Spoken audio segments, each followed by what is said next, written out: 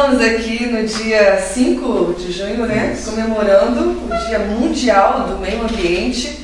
E para a gente fazer essa festa, estamos aqui na residência, né, do doutor em Ciências Biológicas, isso mesmo? Isso. Olha, falei certo? Então tá bom. O professor Valdemiro Romanha, conhecido como Miro Romanha. Miro, muito obrigada por ter nos recebido, né, nesse dia, o programa Universidade da Cultura, Cultura Mulher. E a gente vai conversar um pouquinho sobre essa história, né? O que tem para se comemorar, né, do meio ambiente, o que isso nos alcança. E depois a gente vai ver um pouquinho também da relação, né, do Miro com o meio ambiente artístico, né? Tem um talho aí, algumas peças de bambu, o trabalho dele, algumas novidades aí que esse olhar, né, mais de sensibilidade, que o pesquisador, a gente já conversou sobre isso, né, tem que ter e que acaba transformando as coisas, resgatando o belo. Então fala um pouquinho pra gente, Miro, assim, qual é o seu olhar, né? O que a gente tem para pensar ou sentir num dia como esse, né? Eu acho assim que existem várias coisas para serem comemoradas e outras nem tanto. Em primeiro lugar é a própria mobilização, né? Hoje a gente tem uma sociedade mobilizada, tomando consciência da necessidade de gritar por direitos.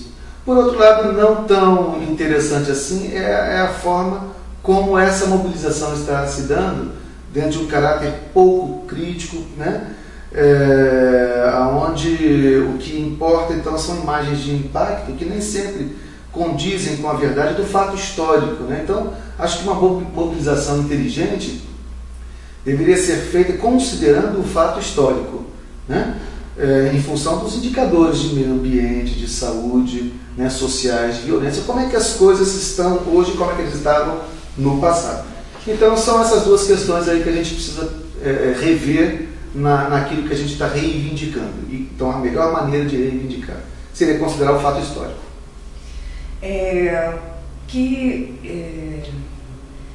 Que meio ambiente é esse, né? Quando a gente fala de meio ambiente, se pensa exatamente na floresta, na natureza, mas o conceito de meio ambiente é um conceito um pouco maior, né? Então, como é que a gente localiza isso, né? Para a gente se implicar também nessa história. Você está falando da forma como algumas reivindicações são feitas, né, alienando a história. Então, se a gente tira uma parte desse todo, a gente já produz uma deformação nesse contexto maior, nessa ambiência histórica que vai produzir uma prática equivocada se a gente considera esses elementos, né, aí também de forma equivocada, como se fosse um diagnóstico, né, errado, né, ou faltoso, né? Então, o que a gente pode pensar sobre o meio ambiente? Sim, que o meio ambiente é dinâmico, né?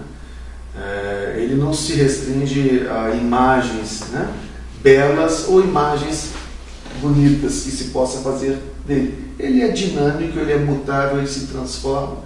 Uma percepção importante é que o ambiente muda na medida em que sofre ações antropogênicas, né? Essas ações podem ser positivas ou negativas. E na medida que ele muda, o homem também muda. Existe um processo de coevolução, né? Um molda o outro, né? Então a visão do meio ambiente como algo mutável que se transforma ao longo do tempo é uma visão interessante. E não só interessante, mas um fato da vida. Nós nos modificamos o tempo todo, e o planeta, hoje a questão que se coloca, né, a camada de ozônio, né? Nós estamos, por conta da nossa forma de gerar produto, né? Por conta da nossa forma de produzir, nós emitimos, né, uma série de substâncias que comprometem a atmosfera e que eventualmente destroem a camada de ozônio. Olha só, a ação do homem destruindo a camada de ozônio por conta da sua forma de produção, da sua cadeia produtiva, né? Produzindo, por exemplo, o CFC, né? Que está lá destruindo a camada de ozônio e permitindo a entrada de radiação ultravioleta do tipo B e C. Claro que isso é uma condição que já não é tão grave quanto era 10 anos atrás. Mas serve como exemplo dessa dinâmica mutável. Como é que a camada de ozônio foi formada? Né? Ela surgiu ali? Haja camada de ozônio? Não. A camada de ozônio surge a partir da atividade de organismos fotossintéticos, ainda num período muito anterior à existência do homem na Terra, que produzem oxigênio, né? Retiram o CO2 da atmosfera. Então, estou falando basicamente de cianobactérias e micro-organismos fotossintetizantes marinhos, né? Até de um oceano primitivo, que ao retirar esse CO2 da atmosfera, devolviam o oxigênio. O oxigênio na atmosfera, na estratosfera, sofria uma reação química através da radiação ultravioleta, que levava à formação de ozônio. Então, olha só, a ação dos seres vivos levando à formação da camada de ozônio. A camada de ozônio contribuindo para a formação de um efeito de estufa natural e permitindo a evolução de seres mais complexos. Bom, dá um salto aí, temos nós aqui. Olha, chegamos aqui por conta da ação daquilo que é vivo sobre o meio ambiente, né? E agora nós, como representantes, né, máximos do grupo dominante, né, de seres vivos, por nossa ação começamos a destruir a camada de ozônio. Essa visão de que a natureza é mutável, de que a natureza se ressente com a nossa ação, é de vital importância para a gente entender qual é a problemática ambiental hoje. A questão ambiental hoje está relacionada com a nossa cadeia de produção, com o modelo de desenvolvimento que nós escolhemos, que mexe com esse equilíbrio. Né? Aquilo que a natureza levou milhares de anos para construir, olha só, criar uma condição de evolução até nós estamos desconstruindo. Miro, Dia Mundial do Meio Ambiente. O que a gente pode pensar sobre Cabo Frio, né? Que meio ambiente é esse que nos inspira a falar e a sonhar com dias mais belos? É o dormitório das garças, né? É a Praia do Forte, das Conchas, Peró. Né? Sempre que eu rodo por aí, eu venho para o Rio, toda semana, 11 anos. Às vezes, agora tenho ficado muitos finais de semana aqui. Né?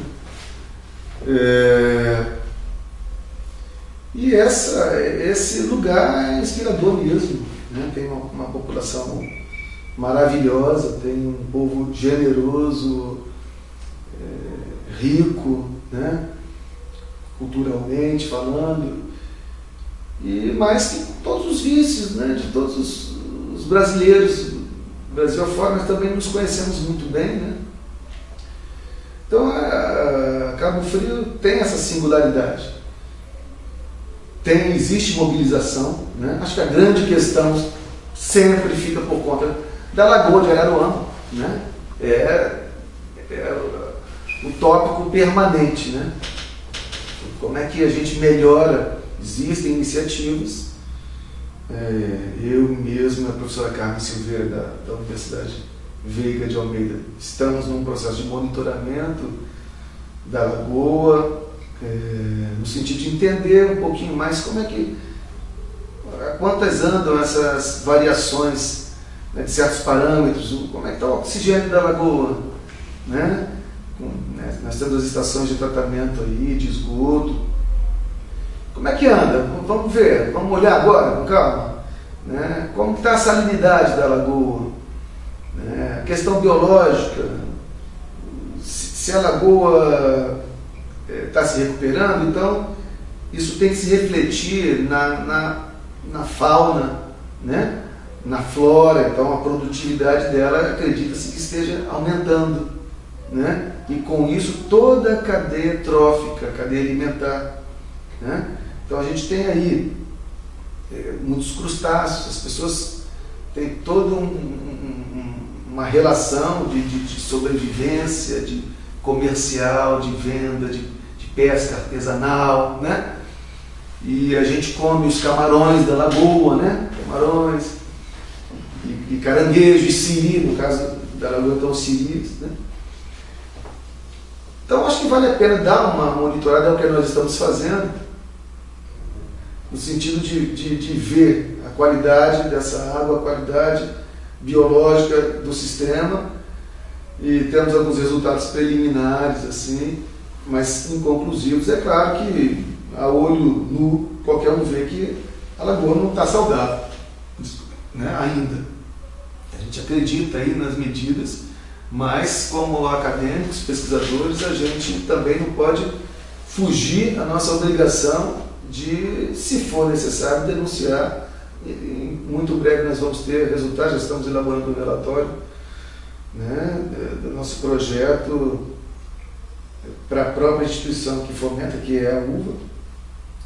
E a partir dali a ideia é elaborar um documento que possa servir para a política local como parâmetro, né, para a elaboração de políticas públicas de preservação, de recuperação, né?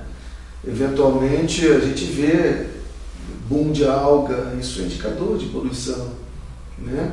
Focos de despejo, né? de esgoto in natura, né?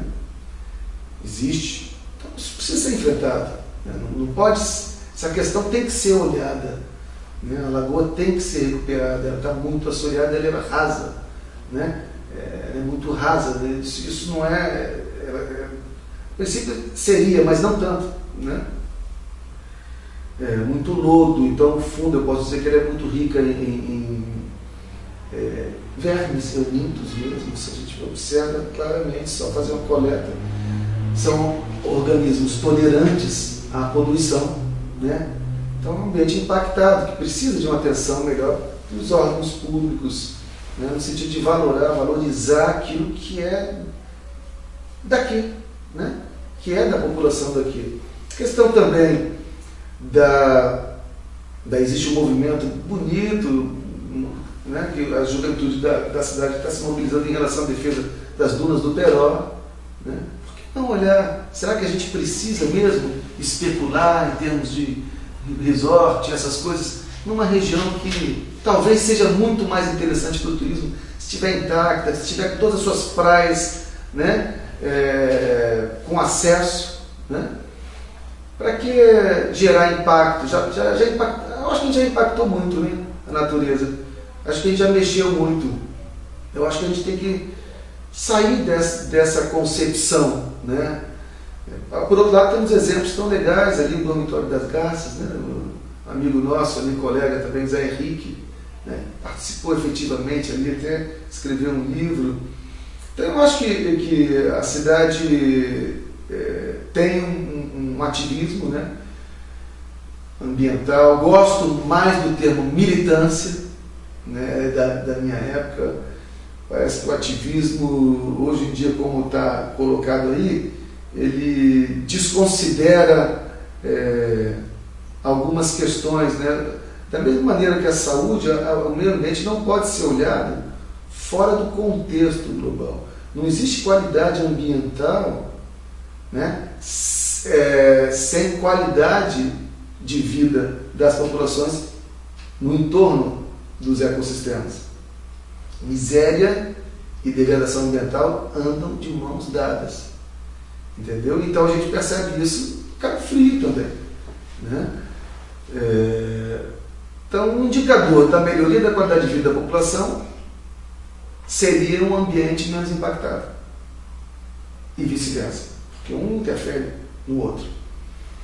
Então aí entra então os indicadores de educação. As pessoas precisam melhorar o seu nível educacional, a sua consciência ambiental, né? Consciência não é uma coisa que se adquire facilmente. Você adquire, mas não é como uma leitura, não é com a leitura de um folheto sobre o meio ambiente que você vai adquirir consciência. Ter informação sobre algo não é se conscientizar sobre algo, né? Se conscientizar sobre algo é se sensibilizar, né? É quando você muda a sua estrutura psíquica, a sua forma de olhar o meio ambiente, né, e de se relacionar com ele. Então requer uma mudança, é quase que uma conversão. Se eu puder fazer uma analogia com as religiões, né, é algo. A questão ambiental precisa mudar o indivíduo, a sensibilização, precisa ser convertida a questão ambiental. Então acho que tem um caminho, assim, eu não vejo com pessimismo, não. Vejo com otimismo, porque o debate está colocado. Se houvesse ausência de debate, eu ficaria um pouco mais preocupado. Não, mas existe o debate, existe a militância, o ativismo, né? E isso tudo coloca tudo em perspectiva positiva.